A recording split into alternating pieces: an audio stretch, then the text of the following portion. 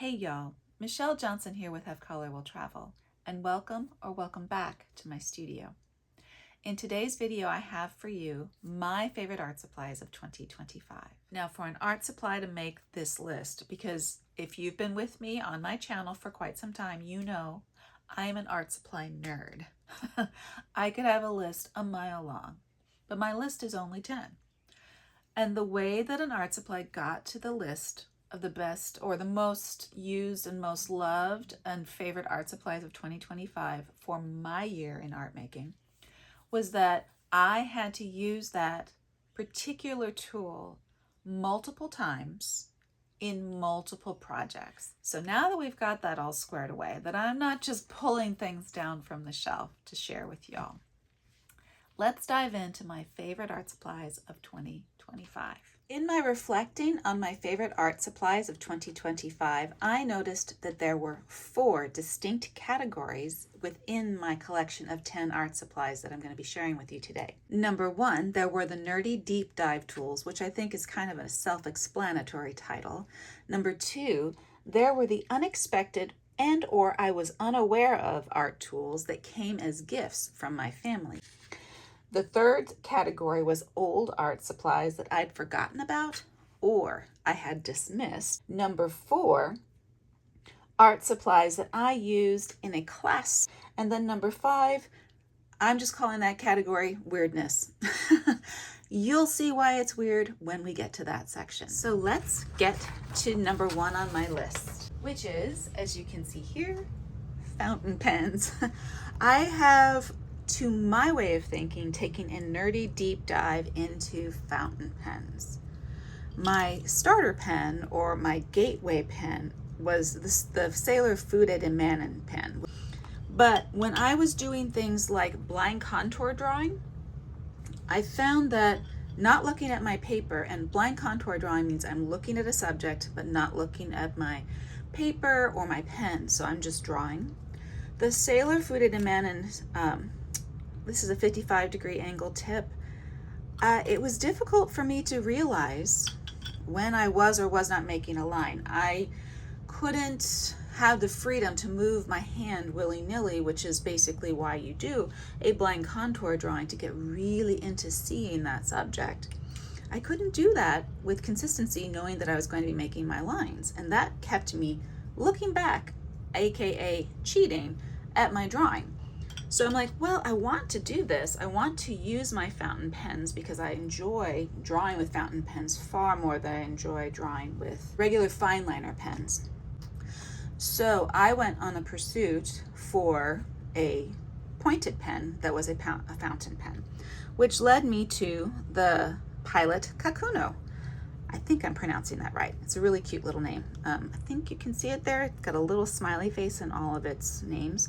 This Kakuno has a cartridge in it, and it's my first time to actually use a Kakuno with cartridges. I just put this in here yesterday. So this is the extra fine, or the, yeah, extra fine is how they use it. And I'm not looking, and you can see, I know you can see, even though I'm not looking, it's making lots of lines. That's what I wanted out of a fountain pen that I couldn't get from my Sailor Fooded Emanin. What I did not want from a fountain pen was a very expensive price. All of the fountain pens that I brought home are plastic and have some metal accents. So I first fell in love with the Pilot Kakuno because it was very inexpensive. I think my first one was $11. Sometimes they can go up in price to about $14, and that just depends on which nib you have. I have the EF, which is the extra fine. This one, I believe, yeah, this is the fine. I decided to get 2 fine point pens. This is the other, yep, F. I think you can see. I will zoom in there. Let's see here. They have a little smiley face there to let you know how to write. These are basically children's pens for Japanese Japanese elementary school kids, which is perfect for me because I really don't know what I'm doing all the time. And then I also got the medium. Why did I want 2 fine points? Because I was thinking it would be really cool to have more than one ink. It comes with cartridges. This is my first time to use the cartridge. I'm not reporting on that yet because, like I said, I just did it yesterday, and I've had these pens for, I will be thinking it's got to be about a year as of like February, and I haven't used the cartridges because I knew what I wanted. I had ink that I'd already planned to use, fountain pen ink that was waterproof and permanent. So I knew I wanted to buy converters, and these are their converters. But you'll notice, and these are plunger converters, which I really like, doesn't hold a whole lot of ink. And I'm pretty sure this isn't a huge cartridge, but that's a considerable amount more ink than I get in my converter, which I really, I'm like, well, I'll just keep refilling. And I do that. It's not that big of a deal. Then I started to take them drawing out and about. Running out of ink is not awesome, which is what led me to the TWSBI Echo. And you'll notice all my pens are clean. This pen is super easy to take apart as well. That will go in there. All my pens are clean. I just had a fountain pen cleaning party of one. That would be me. Because I had filled them all, written with them all, or drawn with them all, and then they were all empty. So it was time to do a massive cleaning. I moved over once I realized, okay, these are studio pens that will run out of ink fairly quickly. These are out and about pens. This is the TWSBI Echo.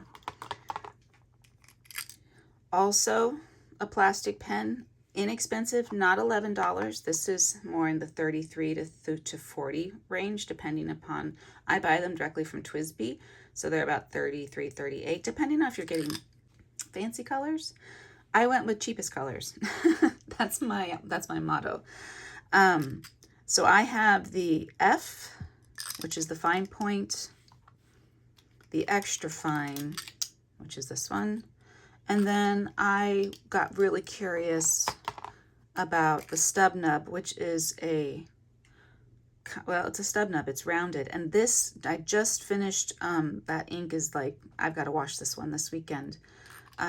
I just finished using this one full of ink, and I really enjoy them. They are a piston pen, so you can see, and this is internal. This is, you can't use cartridges with this pen. This, you plunge this down from here, you plunge the pen, the body and hole, and you suck up ink. And as you can tell, even though I'm just sucking in air right here, that's a heck of a lot more ink than what can be placed in this converter. But after I got all of these pens, I started to investigate, as anyone who's gotten into fountain pens will tell you, ink. And this is just a small collection of ink. So that's number 2 on my list of favorite art supplies of 2025. Fountain pen ink. I have so much fountain pen ink. Maybe not as much as many people do that have been in this longer, but I think I have at least 10 bottles over here. Just more. I'm not going to bring it all out. It's just, there's a lot. And fountain pen ink has really lit me on fire. What started with trying to find my favorite black. Personally, I like De Atramentis far better than Noodlers, but I also really like it when my drawings are made with water-soluble ink, because then you can get some really interesting effects. For that, I really like diamine inks. Once I allowed myself to start exploring fountain pen ink, which I did pretty systematically, and here's how you can see just how many colors I've, brought home. And it's not that hard to do because it's not terribly expensive if you don't buy large bottles. I started to really get excited about ink, and as I did these swatches, which I did with this glass dip pen that my husband got me for Christmas last year, and it holds a lot of ink. Well, I did these and I still had ink left over on my pen, and I didn't want to rinse it off. That tends to be how I work. Let me move my glass pen. They are fragile. I started to just draw lines on this page. This is my sketchbook. Let me zoom it in just a smidgen for you. It had some swatches of acrylic, because I'm always swatching off paint. And I started drawing and creating these patterns with my leftover ink from my swatching process when I was doing all this stuff. And I've got, my brain was just like, I like working with fountain pen ink. What could I possibly do with that? How could that be put into a more traditional art form? And that's my segue into the next section of my 10 favorite art supplies of 2025, leaving the nerdy deep dive behind and going to one of the 2 gifts that I received that were art supplies that were just really unexpected and that I'd never even heard of. Some of you may know what I'm going to do. Yes, I do keep this supply in the packaging. It is not inexpensive. This is my Kakamori dip pen. It's a Japanese dip pen. And I just think the packaging is the perfect way to store it safely. This little dip pen is where and you'll notice here, let me compare the two, is very similar. Its shape is similar to this glass dip pen that I used for my swatching book of my fountain pen inks. And it holds so much ink. And this led me to use fountain pen ink in a more traditional art practice way. I had no idea how to use this. This was one of my first sketches using this. I used walnut ink to sketch this still life. I think I dipped my pen twice to sketch this entire bowl of lemons. That's pretty amazing. And I also colored this in because this pen does all this. It's got like a 360-degree radius in which you can make lines. If you go on the side, you can use it like a graphite pen.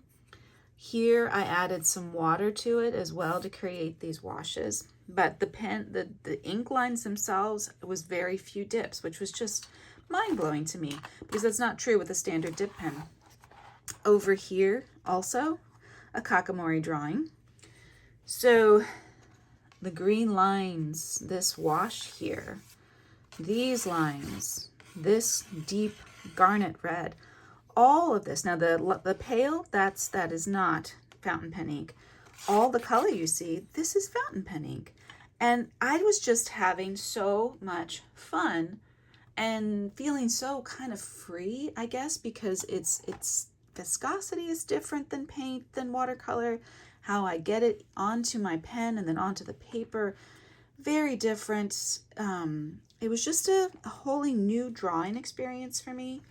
And it just kind of lit me on fire. And I did a number of these. So this one I did not color. Let me see if I can get the whole thing. This is fountain pen ink, black, De Atramentis document black, and my Kakamori pen. This is obviously from observation.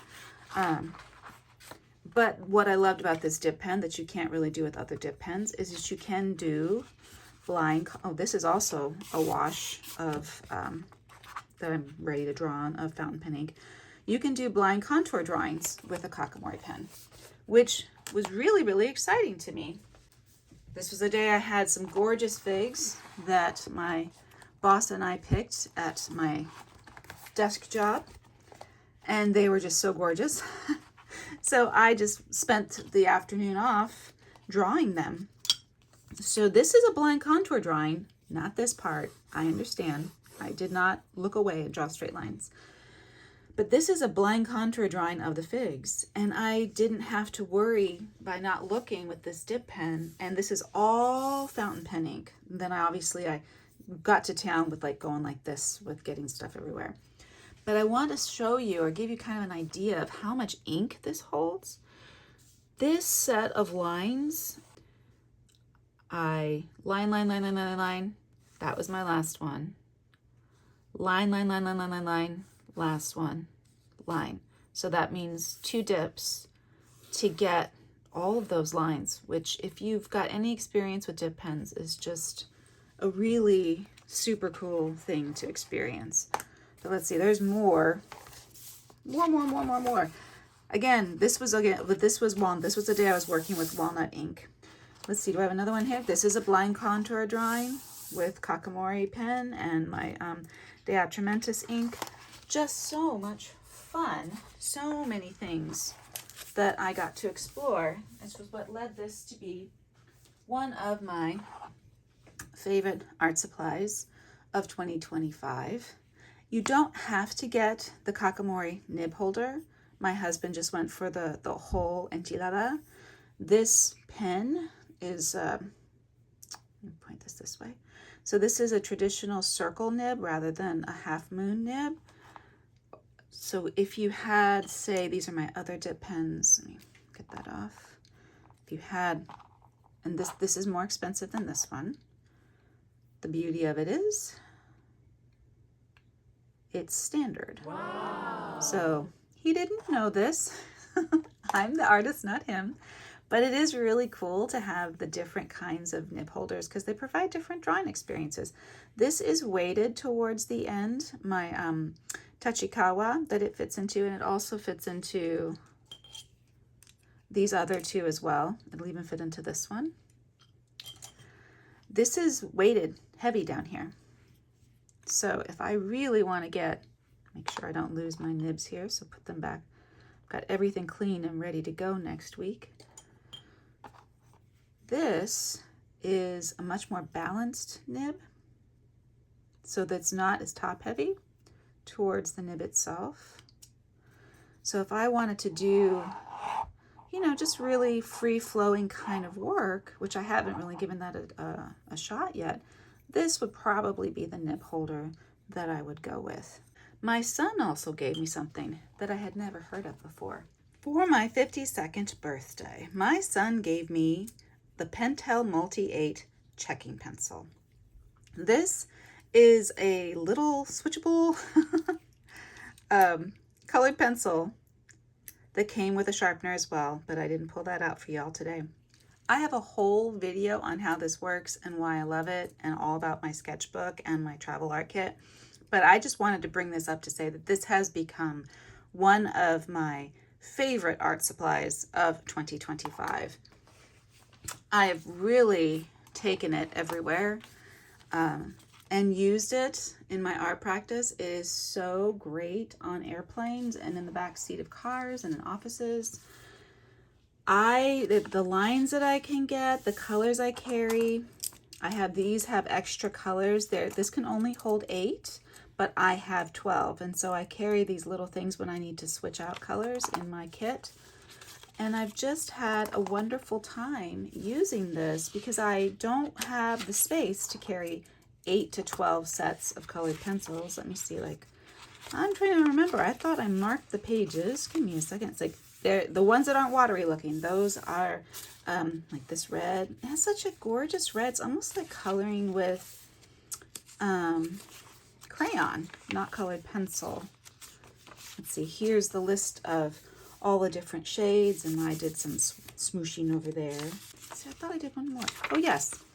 So coloring in here, that is the Pentel Multi-8. Adding some different colors here because I don't have as many colors in watercolor pencils because that's what I use to paint on the go in this sketchbook. So I added some extra stuff there with my Pentel Multi-8. There's one more page, I know. Oh, this one. So, nope, I should say this way.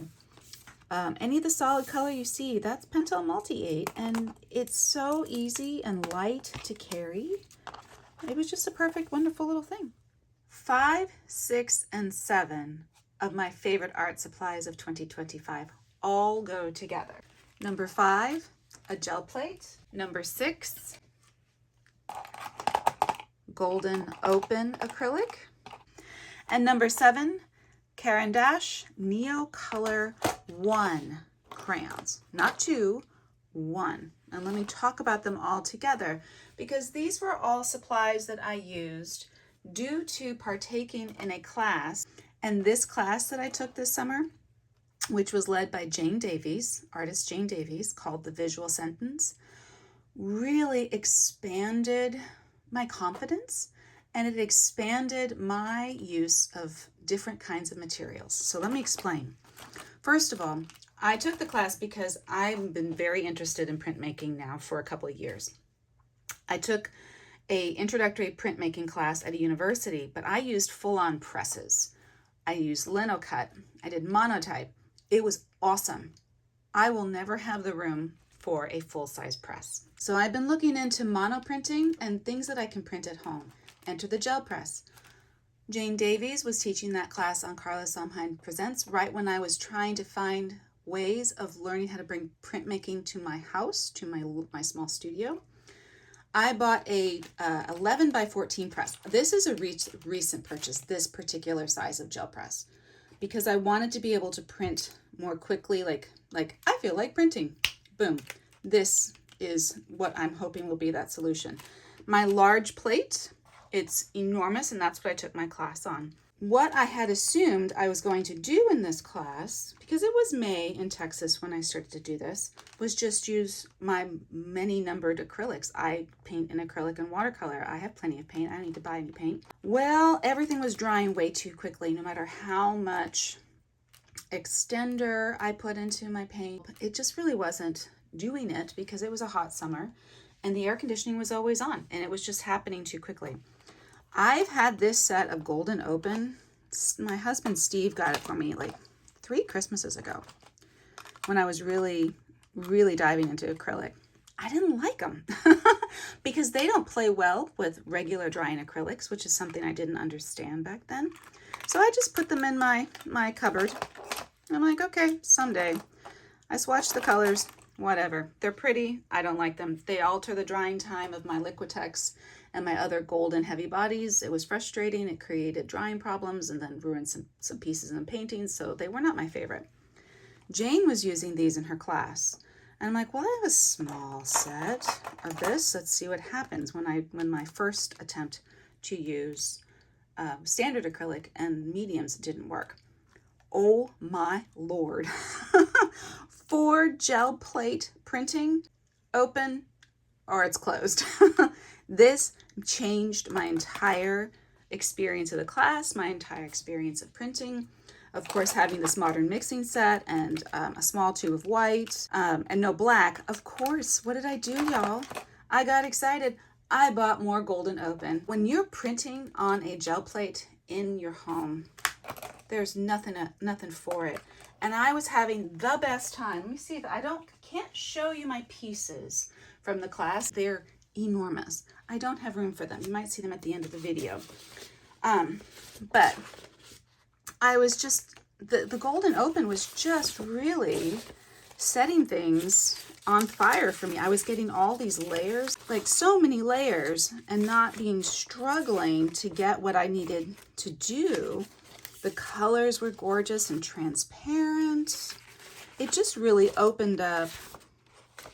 And here I've added some opacity to create stuff. It just was really exciting. Let me see, do I have anything else in here that might be? Yeah, okay. This one's these are all remnants from my class because it was also a collage class. So you can see like you put a little bit of white and you get some opacity. Look how many layers I've got going on there. The other thing, and she used, and I do have them as well, she was using in the class, Jane Davies, Neocolor 2. If you're familiar with Neocolor 2s, they are a water-soluble pastel. But I also had a collection of Neocolor 1s. And these just did what I wanted them to do onto my prints in ways that I was like, there's the Neocolor 2s. I didn't want a water-soluble crayon. I wanted these crayons right here. And let's see, I'm gonna show you. This is one of my in-process pieces. I can't get the whole thing in frame in my setup here, but I'm gonna zoom in for you. So this texture right here, that's layers of Neocolor 1 that I then was able to scrape through. And Neocolor 1s are a wax-based pastel. It also colored over beautifully on the Golden Open. Here, this is Neocolor 1, Neocolor 1, Neocolor 1, Neocolor 1, Neocolor 1. This is all Golden Open over here. And that's the texture, that's the effect that I wanted. This here, this gradual, like textured gradient here, that's above on the orange, that's Neocolor one. Here, all of this purple, Neocolor one. The scribblies, Neocolor one as well. It's just been the tool that I wanted for the process. Numbers 5, 6, and 7. I have been working with these materials since May. I say that makes these three some of my favorite art supplies of 2025. For number 8, we're going to an art supply that I think I had to bring this home for a drawing class back in 2013, and we never used it. It's the Kimberly's General 9XXB. It sounds like a rated X pencil. It's not. It is a seriously dark lead that also has a real heft to it. Like, do you hear that sound? I just love that sound. This is graphite, y'all. Look at the opacity on this thing. Why did I all of a sudden decide that this is one of my favorites? This one's a little sharper, of 2025. Let me tell you. I wanted some black lines on my gel print work that I was working on. So I tried a number of things before I got to these. I tried what I thought was going to work with Faber-Castell Pitt Graphic Matte. Like, I really wanted a dark line, but I didn't want it shiny. Notice how this doesn't shine? So I thought, well, let's go to the Pitt Matte, because that's what it's for. It's not to shine. Well, it's not as black as I wanted it to be. It didn't carry the heft. Look at all that powder. I didn't want graphite powder all over my drawing. Excuse me, all over my painting. Sorry, I didn't know that wasn't centered. Didn't want that all over my painting, which is what led me to testing out some of my other pencils that I knew were really black. This is a 14B. This is a 9XXB. Tell me what that means. I don't think there's B and there's HB and then there's F and there's H. There's no X's. I think that's probably marketing, but I don't know for sure. I didn't Google it before starting our video here today. This pencil has met the challenge, and let me show you on one of my pieces. It was a really minute detail, but it was an important detail. So anywhere on here that you see black lines, so the silhouettes on some of the shapes, these lines, let's see here. This is not paint. That is using my General's Kimberly 9XXB pencil. All of that, and there, it's in here too. Some of the places you can't tell because it's so black. The outlines, that's what this was using this pencil, which it goes over acrylic, it goes over Neocolor 1 and 2. It just is a powerhouse of a pencil. That's why these are 2025 favorite art supply. So some of you are going to say that this Kickstep step stool does not count as an art supply. I beg to differ. This is my favorite art supply of 2025, number 9, is this little step stool. Why is that? Well, for a couple of reasons. One, and the most important one, is this. Do you see that wire on my studio wall? Steve put in a cable system so that I can hang things up that I'm working on. Because y'all, I don't have enough room in this small space to put work that I'm thinking about on the wall. Well, look, my hand is right over my head. I was using this weird conglomeration of things to get up high to do this. And see, I just put that piece back using the kick step after filming with it. Steve was like, woo, you need to be careful. I don't like leaving you alone knowing you may fall because you're trying to use your studio space to the best of its ability. I found this. It's not cheap. This was like a $70 investment, and I love every penny of it. It has helped me to utilize my space in ways that I just couldn't before. And it's beautiful. Look at that splash of red against my green floors. It's a step stool, but it is helping me in my art practice, and I use it every single day. Kick step. If you've got a space like mine and you're trying to reach up high, it's the best deal. Why? Because when you step on it, it doesn't move. So my last favorite art supply of 2025 are my colored pencil charts. Let me explain. I started, and this was in 2024, swatching a 100 Crayola pencil set. And it took me a while, for sure. What did it say? I said I finished this on, December 25th, 2024. I must have been doing this on Christmas. I noticed that I was really having a relaxing, calming time while I did this particular activity. It's a tool that I was making. And it's been a very stressful number of years in my life personally, and it's also been stressful in the world.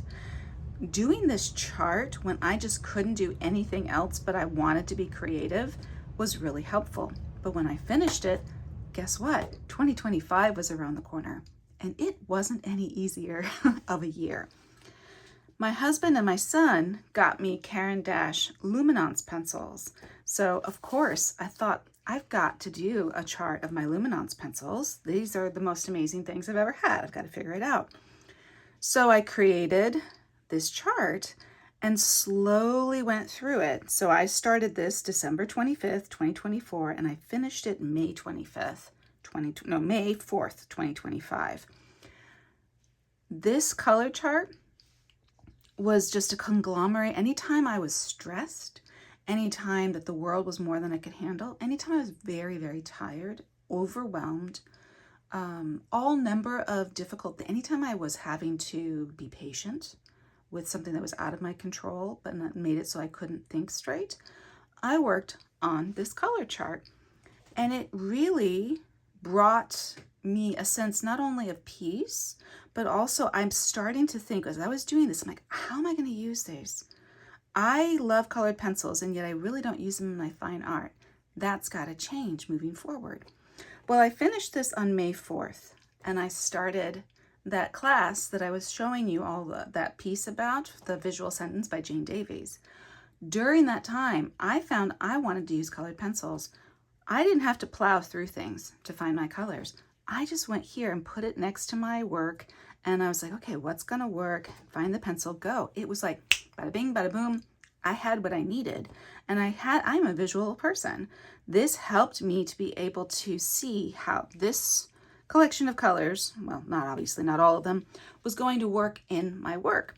But sometimes even this collection and the Luminance selection these are a light fast colored pencil. Not every color that they create is light fast, so only this 100 is actually in the set.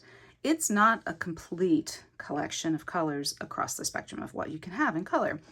So I found myself frustrated as I thought, and when I finished this on May 4th, I'm like, I'm doing this for my Prismacolors. I need to turn it sideways, y'all, it's too big. Prismacolor has 150 colors. So after I had such both a rejuvenating time and then a creative time with my Luminance chart, I did the same thing, and maybe I should flip these over so they don't distract from the colors that you're seeing.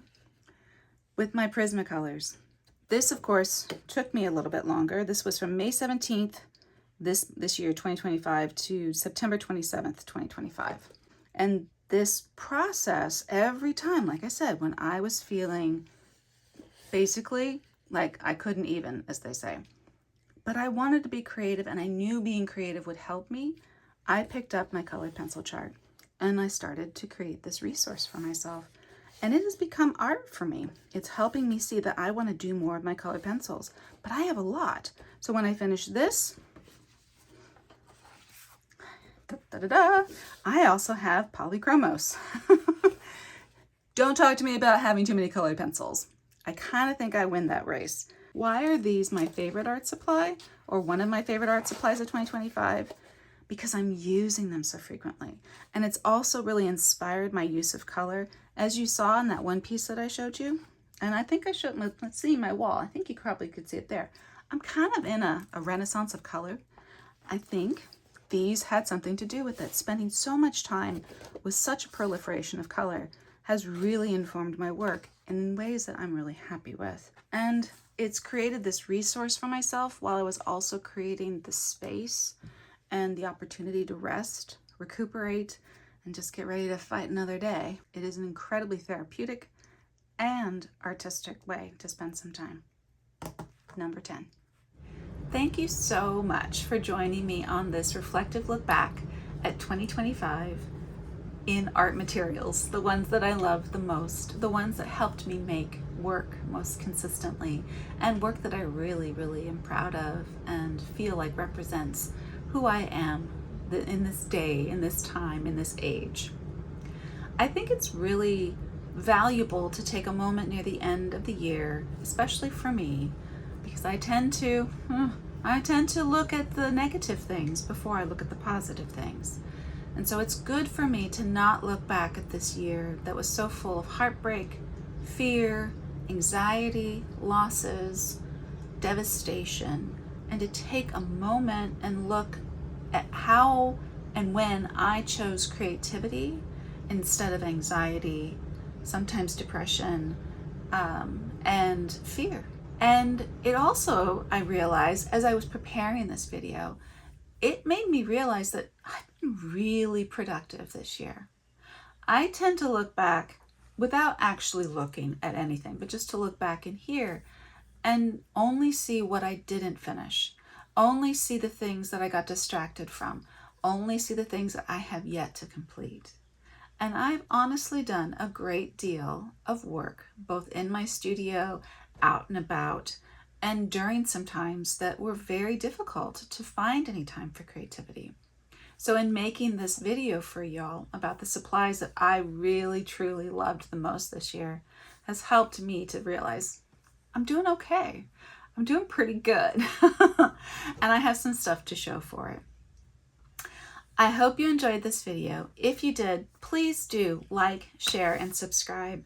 If you found any nuggets of wisdom or inspiration or something interesting that you think someone else you know might like, please share it along. It does a huge service to my channel. I hope that as the year comes to a close, that you'll be able to find some time, quiet or otherwise, where you too can reflect back on those times when you were really pushing back at all of the noise and the hate and the sadness that is going on both, like I said, personally and globally, and you chose something that was going to help you push through it with confidence, hope, and endurance.